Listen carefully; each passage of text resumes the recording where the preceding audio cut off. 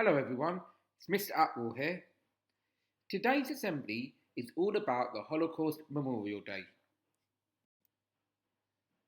Every year on 27th of January, people across the UK mark Holocaust Memorial Day by putting on events, assemblies, candle lightings, performances and many other activities. We do this to remember some events in the past when people were treated badly and even killed because of their religion or the colour of their skin. The Holocaust is the word for when Jewish people in Europe were treated badly and killed around the time of World War II. Jewish people follow a religion called Judaism. Their worship in buildings called synagogues, their leaders are called rabbis, and their holy book is called the Torah. Jewish people lived all across Europe before the Holocaust.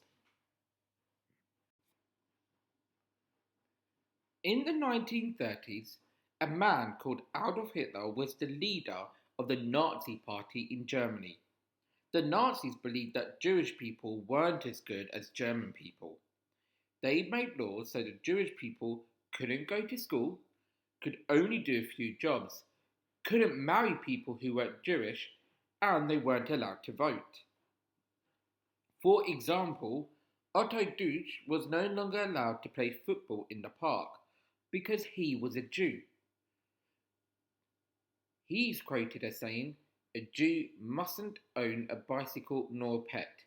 I went to the local park and saw a sign saying, 'Jews forbidden.' I wasn't allowed to kick my football about in the park." The Nazis started planning ways to make it very difficult for Jews to live in Europe.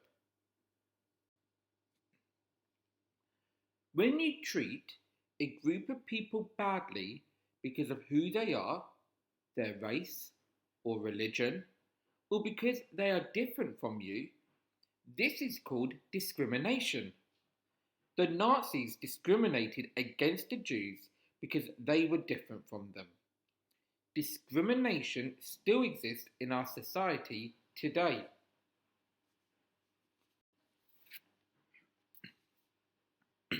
The Nazis tried to kill all the Jewish people in Europe. They forced them to leave their homes and live in horrible places called ghettos and concentration camps. They worked them very hard and didn't give them enough food. They hurt and killed lots of people. Some people, like Anne Frank, went into hiding. Some people, like Bernd Kuchland, managed to escape to another country. Some people, like Susan Pollock, were taken by the Nazis, but survived.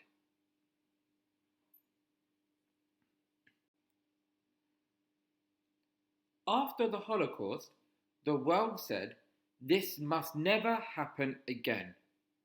But sadly, similar crimes have happened in many countries around the world and can still happen today. This is why we have to learn about what happened, remember it on Holocaust Memorial Day, and think about how we can make a world where people aren't discriminated against.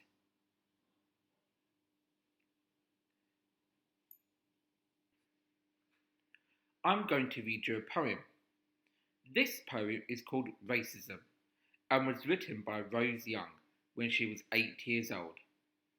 Rose sent it to the Holocaust Memorial Day Trust for a poetry competition and was one of the winners.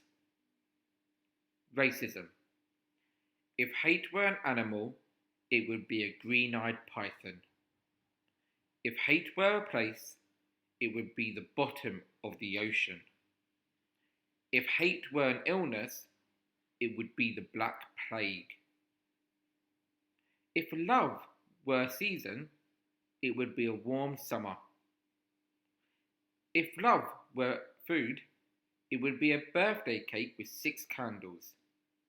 Love is like a big fat juicy yellow mango. Have a think. about how racism may feel. Is it more towards hatred or towards love? Which one do you think our society and all people should deserve?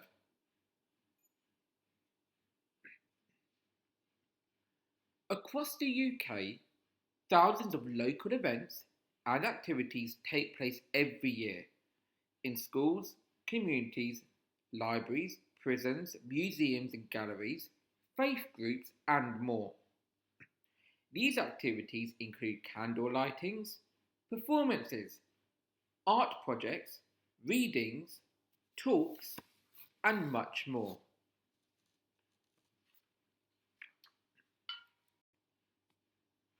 What can we do? On the screen are lots of ideas of things that schools and other people have done in the past to mark Holocaust Memorial Day. By having this assembly, we are already doing something to learn and to remember. Do you have any ideas of something else that you would like to do?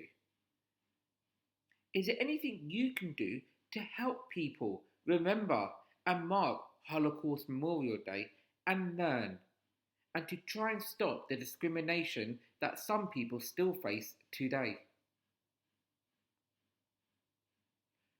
We are going to end this assembly with a short film, reminding us of the power we all have to stand up and speak out against hatred and prejudice today. My voice can.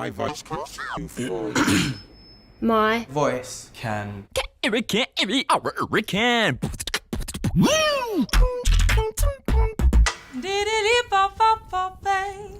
My voice can.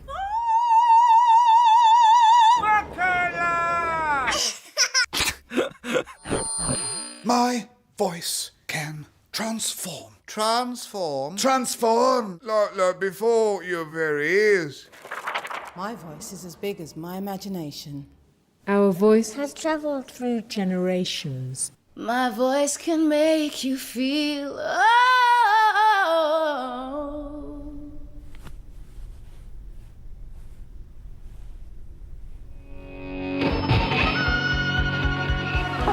My voice demands to be heard. My voice comes to you through poetry, orality, passionately, because words are free.